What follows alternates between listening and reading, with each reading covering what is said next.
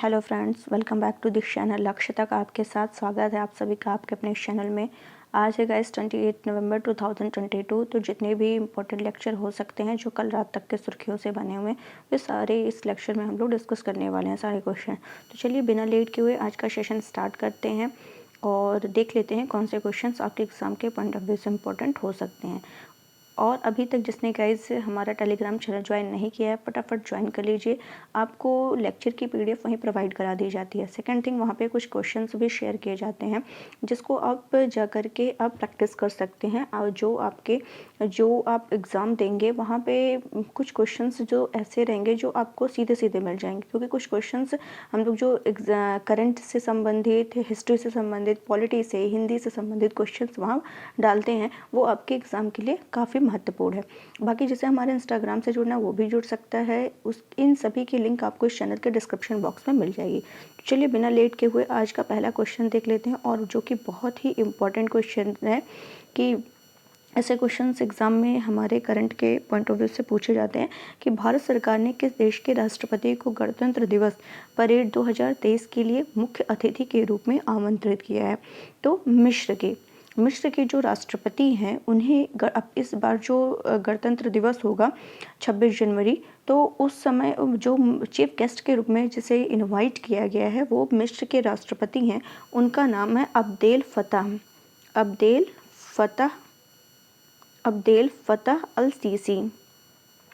अल CC इनका नाम है। तो अब्देल फतह अल सीसी जो हैं ये जनवरी में इस बार क्या होंगे, चीफ गेस्ट होंगे 26 जनवरी में। तो इस तरीके से आपको क्लियर हो गया होगा। अगर हम मिस्र की बात करें तो मिस्र से संबंधित जो हमारे एग्ज़ाम के पॉइंट ऑफ व्यू से अगर देखा जाए तो इम्पॉर्टेंट है, तो ये बताऊं कि जो नील नदी ये मिस्र का वरदान कही जाती है। नील नदी को मिस्र का वरदान कहा जाता है। मिस्र की भाषा में जो नील नदी है इसको इतेरू कहा जाता है। क्या कहा जाता है? इतेरू कहा जाता है। ये भी आपको ध्यान रखना है, जिसका अर्थ होता है, क्या होता है? महान। इसका अर्थ क्या होता है? महान होता है। मिस्र की सभ्यता के विकास में देखा गया है कि नील नदी का सबसे बड़ा योगदान है, और मिस्र की सभ्यता दुनिया की सबसे प्राचीन सभ्यताओं में से एक मानी जाती है। अगर हम नील नदी की बात कर ही रहे हैं तो नील नदी जो है ये अफ्रीका की जो सबसे बड़ी नदी है, अफ्रीका की जो सबसे बड़ी झील है, अफ्रीका की सबसे बड़ी झील है, उसका नाम है विक्टोरिया झील। क्या है? विक्टोरिया झील। यहीं से नील नदी क्या है, निकलती है, और ग्रेट सहारा मरुस्थल के पूर्वी भाग को पार करते हुए उत्तर में भूमध्य सागर में ये गिर जाती है। निकलती है विक्टोरिया झील से और जा करके भूमध्य सागर में गिर जाती है। नील नदी की बात करें तो ये अफ्रीका के लगभग 11 देशों से होकर के गुजरती है, जिसमें मिस्र, इथोपिया और सूडान देश भी क्या है, शामिल हैं। तो इतने फैक्ट आपको ध्यान रखने। करंट और जियोग्राफी हम लोगों ने क्या क्या लिंक कर लिया। चलते हैं सेकंड क्वेश्चन देख लेते हैं हमारा क्या कह रहा है। किस देश को वर्ष 2023 से 25 कार्यकाल के लिए इंटरनेशनल इलेक्ट्रोटेक्निकल कमीशन के उपाध्यक्ष का चुनाव जीता है? क्वेश्चन को मैं फिर से पढ़ रही हूँ। क्या कह रहा है कि किस देश को वर्ष 2023 से 25 कार्यकाल के लिए इंटरनेशनल इलेक्ट्रोटेक्निकल कमीशन के उपाध्यक्ष का चुनाव जीता है? तो वो कौन जीता? भारत। भारत जो है उपाध्यक्ष का चुनाव जीता। और ये जो बैठक हो रही है आईईसी की, ये जो बैठक हो रही है वो कहाँ हो रही है बैठक? ये हो रही है सैन फ्रांसिस्को में। सैन फ्रांसिस्को कहाँ है? अमेरिका में। सैन फ्रांसिस्को, यूएसए, यहाँ पर इसकी बैठक हो रही है। और भारत की तरफ से जो होने वाले हैं उनका नाम है बिमल महेंद्र। भारत की तरफ से बिमल महेंद्र। ठीक है, तो ये ध्यान रखना। अच्छा ये बताइए आईईसी का काम क्या है, इंटरनेशनल इलेक्ट्रोटेक्निकल कमीशन का? तो इलेक्ट्रॉनिक उपकरणों का एक मानक तय करना, एक स्टैंडर्ड तय करना, ये इसका क्या है, कार्य है। चलते हैं नेक्स्ट क्वेश्चन की तरफ। 23 से 30 नवंबर 2022 को कहाँ पर सोनचल 2022 का आयोजन किया गया है? दिस इज इम्पोर्टेंट क्वेश्चन और इसको भी हम लोग नोट कर लेंगे, बहुत ही इंपॉर्टेंट क्वेश्चन है। चलिए देख लेते हैं क्या कह रहा है कि ये जो सोनचल 2022 का आयोजन किया जा रहा है श्रीनगर में किया जा रहा है। श्रीनगर का जम्मू कश्मीर में ये क्या किया जा रहा है, इसका आयोजन किया जा रहा है। और इसमें जो चीफ होने वाले हैं, चीफ गेस्ट होने वाले हैं, वो कौन होने वाले हैं? मनोज सिन्हा। ये क्या है? वो जम्मू कश्मीर के क्या थे? जम्मू कश्मीर के ये उपराज्यपाल थे। उपराज्यपाल। तो इन्होंने क्या किया है, 23 नवंबर को क्या किया है, कश्मीर विश्वविद्यालय में, कहाँ पर, कश्मीर विश्वविद्यालय में वार्षिक युवा उत्सव, ये क्या है, सोनजल 2022 वार्षिक युवा उत्सव सोनजल 2022 का क्या किया है, उद्घाटन है किया। ये जो सोनजल वार्षिक युवा उत्सव है, ये जो युवा कलाकार हैं, उनके लिए अपनी प्रतिभा को प्रदर्शन करने का एक बहुत बड़ा अवसर है और उन्हें एक भारत श्रेष्ठ भारत का जो सपना है उसको साकार करने के लिए एक आवश्यक मंच प्रदान करता है। इतना आपको क्लियर हो गया होगा कि सोनजल 2022 है क्या एक्चुअली। ये सोनजल का जो अर्थ है वो है इंद्रधनुष। सोनजल का क्या अर्थ है, इंद्रधनुष, जो आशा, प्रेरणा और स्वर भक्ति का क्या है, प्रतीक है। इंद्रधनुष मतलब रंग बिरंगा। इसका उद्देश्य ये है कि जो यूथ हैं, युवा पीढ़ी है, युवा हैं, उनकी जिंदगी रंग बिरंगी हो सके, उसमें नए जोश भर सकें। तो ये आपको ध्यान रखना कि छात्रों के लिए एक इंद्रधनुष तब आता है जब उनके पास व्यक्तिगत विकास, स्वतंत्र सोच और राष्ट्र निर्माण में योगदान देने के लिए स्वयं के एक पहलू की खोज करने का क्या होता है, अवसर होता है। तो ये पॉइंट भी आपको क्लियर हो गया होगा। नेक्स्ट क्वेश्चन की तरफ मूव करते हैं। अनवर इब्राहिम किस देश के प्रधानमंत्री के रूप में नियुक्त हुए हैं? तो किस देश के प्रधानमंत्री के रूप में? तो मलेशिया के। कहाँ के? मलेशिया के। तो ये आपको क्लियर हो गया होगा। नेक्स्ट क्वेश्चन की तरफ मूव करते हैं। तेंजिंग नोर्गे राष्ट्रीय शासन पुरस्कार में किसे लाइफ टाइम अचीवमेंट अवार्ड वर्ष 2021 के लिए प्रदान किया गया है? इस क्वेश्चन को हम लोग डिस्कस करते हैं, लेकिन उसके पहले आप क्या करिए, अभी तक जिसने लेक्चर को लाइक नहीं किया है फटाफट लाइक कर दीजिए। लाइक करना आप लोग भूल जाते हैं तो प्लीज़ लाइक कर दीजिए और नए व्यूवर्स सब्सक्राइब करना बिल्कुल मत भूलें। और बाकी जिसे शेयर करना हो आप कर सकते हैं, तो प्लीज़ शेयर करिए, थोड़ा सा सपोर्ट करिए। नेक्स्ट क्वेश्चन जो है ये वाला, हम लोग क्या कह रहे हैं, तेंजिंग नोर्गे राष्ट्रीय शासन पुरस्कार में किसे लाइफ टाइम अचीवमेंट अवार्ड वर्ष 2021 के लिए प्रदान किया गया है? तो किसे प्रदान किया गया है? ग्रुप कैप्टन भवानी सिंह को प्रदान किया गया है। चलिए डिस्कस करते हैं कि इस क्वेश्चन को डीपली समझते हैं कि माउंट एवरेस्ट को पहली बार फतह किसने किया था? माउंट एवरेस्ट को पहली बार फतह किया था एडमंड हिलेरी और तेंजिंग नॉर्वे के द्वारा पहली बार इसको क्या किया गया था? माउंट एवरेस्ट को पहली बार फतह किया गया था। इन्हीं के नाम पर जो साहसिक कार्य करते हैं, साहसिक कार्य करने वाले को ये क्या किया जाता है? ये पुरस्कार प्रदान किया जाता है। ये पुरस्कार जो है अर्जुन पुरस्कार की तरह है। ये पुरस्कार किसकी तरह? अर्जुन पुरस्कार की तरह है। इसे प्रदान किसने किया है? जो हमारे भारत की राष्ट्रपति हैं, महिला राष्ट्रपति हैं, दूसरी महिला राष्ट्रपति हैं द्रौपदी मुर्मू, उन्हीं के द्वारा इसे प्रदान किया गया है। और इसमें प्रदान क्या किया जाता है? 15 लाख रुपए प्रदान किए जाते हैं। तो ये आपको क्लियर हो गया होगा। इसमें हम लोग और भी इसको डीपली डिस्कस करते हैं कि ये जो पुरस्कार है 4 श्रेणी में दिया जाता है। ये पुरस्कार जो है 4 श्रेणी में दिया जाता है, 4 श्रेणियों में दिया जाता है। उसका नाम है भूमि साहसिक, जल साहसिक। 4 श्रेणी कौन से हो गए? भूमि साहसिक, जल साहसिक, वायु साहसिक और जीवन भर की उपलब्धि के क्षेत्र में दिया जाता है। इसमें क्या किया गया? सचिव एवं मामले की अध्यक्षता में राष्ट्रीय चयन समिति का गठन किया गया। पुरस्कार विजेता जो है 30 नवंबर 2022 को राष्ट्रपति भवन में अन्य खेल पुरस्कार विजेताओं के साथ भारत के राष्ट्रपति से ये पुरस्कार प्राप्त किया जाएगा। ठीक है, तो ये आपको ध्यान रखना है। अगर हम बात करें कि जो 4 श्रेणी थे, land adventure, water adventure, air adventure, life time achievement में दिया गया, तो लाइफ टाइम अचीवमेंट में यहाँ पे पूछा है, लाइफ टाइम अचीवमेंट में जो दिया गया वो किसको दिया गया? अभी जैसे कि मैंने नाम लिया ग्रुप कैप्टन भवानी सिंह सम्याल को दिया गया।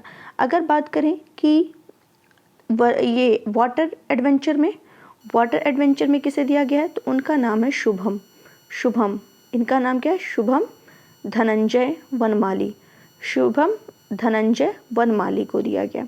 वहीं बात करें कि किसको, ये नैना धाकड़ जो हैं, इनको लैंड एडवेंचर में, नैना नैना धाकड़ को लैंड एडवेंचर में से सम्मानित किया गया है। तो ये आपको ध्यान रखना है। और जैसा कि मैंने बताया उन्हें एक प्रमाण पत्र 15 लाख रुपए पुरस्कार के रूप में दिया जाएगा। नेक्स्ट क्वेश्चन है, राष्ट्रीय दुग्ध दिवस हर साल कब मनाया जाता है? राष्ट्रीय दुग्ध दिवस हर साल कब मनाया जाता है? तो 26 नवंबर को मनाया जाता है। 26 नवंबर को क्यों मनाया जाता है? क्योंकि इस दिन जो है वर्गीज कुरियन का जन्मदिन है। वर्गीज कुरियन की जयंती पर ये मनाया जाता है और इस बार उनकी जो जयंती है 101 नंबर की है। क्लियर हो गया होगा। ये वर्गीज कुरियन जो हैं ये श्वेत क्रांति के जनक माने जाते हैं। श्वेत क्रांति के जनक माने जाते हैं। इन्होंने ही ऑपरेशन फ्लड की शुरुआत की थी। ऑपरेशन फ्लड जो कि दुग्ध से संबंधित है, दुग्ध क्षेत्र से संबंधित है, उन्होंने ही शुरुआत की थी। इतना आपको क्लियर हो गया होगा। अच्छा, ये जो राष्ट्रीय दुग्ध दिवस दिया है ये तो 26 नवंबर, लेकिन राष्ट्र की जगह अगर पूछ ले विश्व दुग्ध दिवस कब मनाया जाता है, तो विश्व दुग्ध दिवस जो है ये आपका कब मनाया जाता है? विश्व दुग्ध दिवस ये आपका 1 जून को मनाया जाता है। विश्व दुग्ध दिवस 1 जून और राष्ट्रीय दुग्ध दिवस 26 नवंबर को मनाया जाता है। तो चलते हैं नेक्स्ट क्वेश्चन की तरफ। भारतीय अंतरिक्ष अनुसंधान संस्थान ने 26 नवंबर 2022 को किस देश के नैनो सैटेलाइट 2 INS-2B को PSLV C-54 रॉकेट से लॉन्च किया है? तो किसने लॉन्च किया है? मतलब क्या कह रहा है कि ने 26 नवंबर को किस देश के नैनो सैटेलाइट को लॉन्च किया? तो भूटान की। किसका? भूटान के। अभी इसको बहुत ही डीपली हम लोग डिस्कस करने वाले हैं। इम्पॉर्टेंट क्वेश्चन है ये जो PSLV दिया है, पोलर, पहले चेंज करती हूँ थोड़ा सा, पोलर, इसको कहते हैं PSLV को पोलर सैटेलाइट लॉन्चर व्हीकल, ठीक है। इसे कहाँ से लॉन्च किया गया है? सतीश धवन अंतरिक्ष केंद्र श्रीहरिकोटा से लॉन्च किया गया है, ठीक है। तो जो जैसा कि मैंने बताया कि इसको PSLV एक्सेल रॉकेट से, और साथ ही इसमें क्या किया गया है, एक तो ये भूटान से और साथ ही 8 नैनो सैटेलाइट्स भी लॉन्च किया गया है, ठीक है। तो ये आपको ध्यान रखना है। ये जो यहाँ पे क्या कह रहा है कि इसरो ने यहाँ पे दिया, ये इसरो ने PSLV C-54 या इसी को EOS 06, ये इसरो ने इसे भी लॉन्च किया है। इसे ओशन सेट 3 के नाम से जानते हैं। इसे किस नाम से जानते हैं? ओशन सेट 3 के नाम से भी जाना जाता है। साथ ही आंध्र प्रदेश के श्रीहरिकोटा के सतीश धवन अंतरिक्ष केंद्र से 8 नैनो उपग्रह को लॉन्च किया गया है, ये जैसा कि मैंने अभी आपको बता दिया है। और ये पेलोड में भूटान के लिए इसरो नैनो सैटेलाइट 2 INS-2B भी शामिल है, जिसमें 2 पेलोड जो है वो नैनो MX और APR SDG पीटर होंगे, ठीक है। तो ये आपको क्लियर हो गया होगा। भूटान का INS-2B भी इसमें शामिल है। और पिक्सेल का इसमें पिक्सेल अपना तीसरा जो हाइपर स्पेक्ट्रल उपग्रह है उसको भी प्रक्षेपित कर रहा है। उसका नाम क्या है? आनंद। क्या नाम है? आनंद। और 2 उपग्रह किसके हैं? 2 उपग्रह थाईवोल्ट के हैं। 2 उपग्रह किसके हैं? थाईवोल्ट के। और 4 उपग्रह जो हैं, 4 उपग्रह वो एस्ट्रोकॉस्ट के हैं। किसके हैं? एस्ट्रोकॉस्ट के हैं 4 उपग्रह।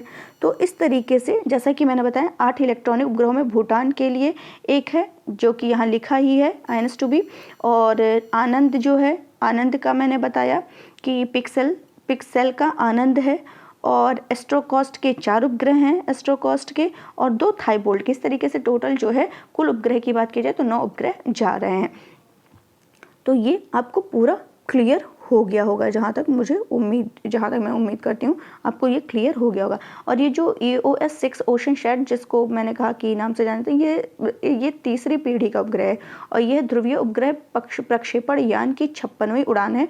जो क्या है, मतलब ये किसकी 56वीं उड़ान है। और EOS 06 जो है ये समुद्र विज्ञान, मौसम संबंधी का उपयोग करने के लिए समुद्र के रंग डेटा, समुद्र की सतह के ऊष्मा और पवन कारणों का निरीक्षण करने की गणना इसमें की जाती है। तो ये सब आपको क्लियर हो गया होगा। चलते हैं नेक्स्ट क्वेश्चन की तरफ। हाल ही में टाइम्स हायर एजुकेशन, ये भी इंपॉर्टेंट क्वेश्चन है, हायर टाइम एजुकेशन द्वारा जारी ग्लोबल एक minute, global employability university ranking and survey report 2022 में कौन सा भारतीय संस्थान टॉप पर है। यहाँ पे भारतीय संस्थान की टॉप किया गया, तो जो इस भारतीय संस्थान है वो टॉप 100 में 3 यूनिवर्सिटी को, भारत की 3 यूनिवर्सिटी को टॉप 100 में शामिल किया गया है। इतना तो क्लियर हो गया होगा। अब इसमें जो भारत का फर्स्ट है IIT दिल्ली है, जो कि ओवरऑल कैटेगरी में देखा जाए तो 29 नंबर पर है, और सेकंड नंबर पर भारत का देखा जाए तो ISSC बेंगलुरु है, जो कि 98 नंबर पर है ओवरऑल देखा जाए, और थर्ड नंबर पे है IIT बॉम्बे है, जो 72वें नंबर पर है। ये तो भारत का हो गया, जो कि मैंने बताया कि क्रमशः अगर पूछ ले तो IIT दिल्ली, फिर ISSC बेंगलुरु, IIT बॉम्बे, लेकिन अगर ओवरऑल कैटेगरी में पूछे, मतलब रैंकिंग में पूछे, तो IIT दिल्ली 29 नंबर पे, और ये बेंगलुरु 58 नंबर पे, और IIT बॉम्बे 72वें नंबर पे। लेकिन अगर हम विश्व स्तर पर देखें तो पहले नंबर पर जो है वो MIT है, मैसाचुसेट्स यूनिवर्सिटी है, जो कि अमेरिका की है। तो ये आपको पूरा क्लियर हो गया होगा। नेक्स्ट क्वेश्चन की तरफ चलते हैं। 26 नवंबर 2022 को कहाँ पर सर्वे वेसल्स परियोजना का जहाज, ये क्या है, पहले तो ये ध्यान रखना, सर्वे वेसल्स परियोजना है, ये सर्वे पोत परियोजना है, इसका जहाज इक्षक लॉन्च किया गया है। तो ये कहाँ से किया गया है, ये चेन्नई से किया गया है। चेन्नई तमिलनाडु में एक स्थान है, उसका नाम है कट्टुपल्ली से इसको क्या किया गया है, लॉन्च किया गया है। इतना क्लियर हो गया। अब इसको चलिए हम लोग डीपली डिस्कस करते हैं। तो ये एक सर्वेक्षण पोत है जिसका नाम है INS इक्षक, ठीक है, और इसका इक्षक का अर्थ होता है, अर्थ है गाइड करना। क्या अर्थ है, गाइड, ठीक है। भारत में कहाँ से इसको लॉन्च किया गया है, तो तमिलनाडु में चेन्नई के कट्टुपल्ली से ये लॉन्च किया गया है। इसका निर्माण किसने किया है, अगर निर्माण की बात करें, निर्माण किसने किया है, तो उसका नाम है garden rich shipyard limited Kolkata में इसका क्या किया गया है, निर्माण किया गया है। और इस सर्वे वेसल्स परियोजना के अंदर 4 बने हैं, 4, और इक्षक जो है, इक्षक ये 3रे नंबर का जहाज है, ये 3रे नंबर का है। इसका काम क्या है, सर्वे वेसल्स मतलब इसका काम है समुद्र के अंदर के सही रास्ता दिखाना।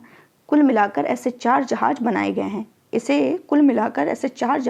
गए हैं, और इक्षक जहाज जो है संध्याक वर्ग का 3रा है।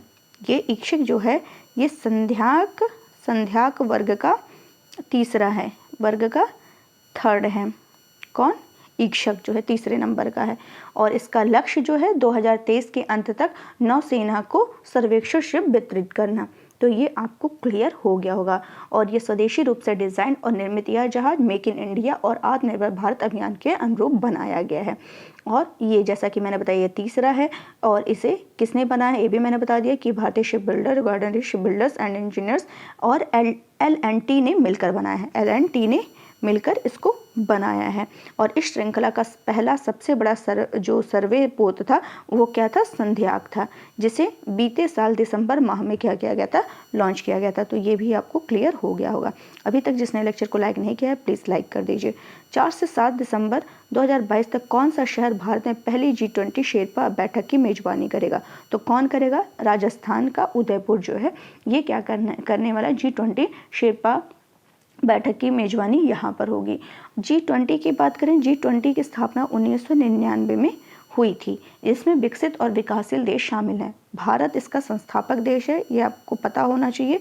भारत इसका क्या है, संस्थापक देश है। अगर G20 का हेडक्वार्टर पूछे कहाँ है, तो इसका हेडक्वार्टर कहीं नहीं है, और इसकी 2022 की जो G20 की 2022 की बैठक कहाँ हो रही है, ये क्वेश्चन KBC में भी पूछ चुका है, बाली इंडोनेशिया में करंट का, और आपके एग्जाम में भी इम्पोर्टेंट है, एग्जाम के दृष्टिकोण से भी इम्पोर्टेंट है।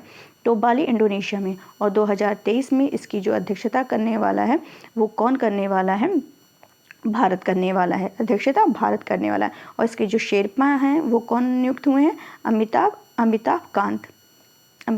कांत ठीक है। उदयपुर राजस्थान से इसका क्या होने वाला है, बेमेजबानी। नेक्स्ट क्वेश्चन है 26 नवंबर 2022 को किसने जस्टिस मोबाइल ऐप का शुभारंभ किया है? तो किसने किया है जस्टिस मोबाइल ऐप का शुभारंभ? नरेंद्र मोदी जी ने किया है। 26 नवंबर का दिन खास क्यों है? 26 नवंबर का दिन खास क्यों है? तो चलिए देख लेते हैं क्यों खास है। ये 26 नवंबर को जो हमारा संविधान है वो तैयार हुआ था। कब? 26 नवंबर 1949 को बनकर तैयार हुआ था और 26 जनवरी 1950 को लागू हो गया था। ठीक है, तो इतना क्लियर हो गया होगा। इसलिए 26 नवंबर को क्या किया गया है, जस्टिस मोबाइल ऐप शुरू किया गया है। जस्टिस मोबाइल ऐप किसके लिए? न्यायिक अधिकारियों के लिए बनाया गया है। इसकी मदद से वे कोर्ट और केस का बेहतर तरीके से क्या कर पाएंगे, मैनेजमेंट कर पाएंगे। ठीक है, इससे अधिकारियों को पता चलेगा किस कोर्ट में और किस जज के पास कितने केस निलंबित हैं, कितने निपटाए गए हैं, तो इसके थ्रू पता किया जाएगा। और इसमें क्या है, इसमें क्या किया गया, ई कोड परियोजना भी शुरू की गई है। ई कोड परियोजना भी 26 नवंबर को शुरू की गई है। जस्टिस ऐप भी शुरू किया गया है। डिजिटल कोर्ट भी शुरू किया गया है और S3WASH भी क्या किया गया है, शुरू किया गया है। तो ये सारे आपको क्लियर हो गए होंगे, उम्मीद करते हैं। चलते हैं नेक्स्ट क्वेश्चन की तरफ। नहीं, नेक्स्ट क्वेश्चन नहीं, यहीं तक था। तो चलिए कल का रिवीजन कर लेते हैं फटाफट। हाल ही में किसने ग्रेन पोर्ट और शिपिंग के लिए भारत के पहले नेशनल एक्सीलेंस सेंटर की घोषणा की? सर्बानंद सोनोवाल। आसिम मुनीर किस देश के सेना प्रमुख नियुक्त हुए? पाकिस्तान। खसरे के संबंध में बताना है। भारत ने 2019 में खसरे का सफलतापूर्वक निर्मूलन कर दिया। गलत। खसरा एक अत्यधिक संक्रामक वायरल रोग है और यह वैश्विक स्तर पर छोटे बच्चों की मृत्यु का कारण है। सही है। खसरे से होने वाली अत्यधिक मौतों का प्रमुख कारण, इसके लिए अभी तक किसी भी टीके का अभाव है, तो ये भी गलत है। तो दूसरे नंबर का स्टेटमेंट सही है। अंतर्राष्ट्रीय महिला हिंसा उन्मूलन दिवस 25 नवंबर को मनाते हैं। किस राज्य में पोस्ट हार्वेस्ट मैनेजमेंट सेंटर और रूरल कलेक्शन सेंटर का उद्घाटन किया गया? त्रिपुरा। मैनेक्स क्या है? एक प्राचीन भाषा है। भारतीय वायुसेना द्वारा कहाँ पर समन्वय 2022 अभ्यास आयोजित किया गया है? आगरा। लेखा परीक्षा महानिदेशक की भूमिका सिद्ध करने वाला पहला राज्य तमिलनाडु है। किस बैंक ने भारत का पहला स्टिकर आधारित debit card first app launch किया है? IDFC first bank. Morning consult के अनुसार विश्व के सर्वाधिक लोकप्रिय नेता नरेंद्र मोदी। कौन सा फुटबॉलर 5 वर्ल्ड कप में गोल करने वाला पहला खिलाड़ी बन गया? Cristiano Ronaldo. तो चलिए आज के लिए बस इतना ही रखते हैं। उम्मीद है आपको लेक्चर पसंद आया होगा तो प्लीज़ इसको ज़्यादा से ज़्यादा लाइक करिए, शेयर करें, सब्सक्राइब करना बिल्कुल मत भूलिए। आज के लिए बस इतना ही रखते हैं, कल फिर मिलते हैं। Thank you so much.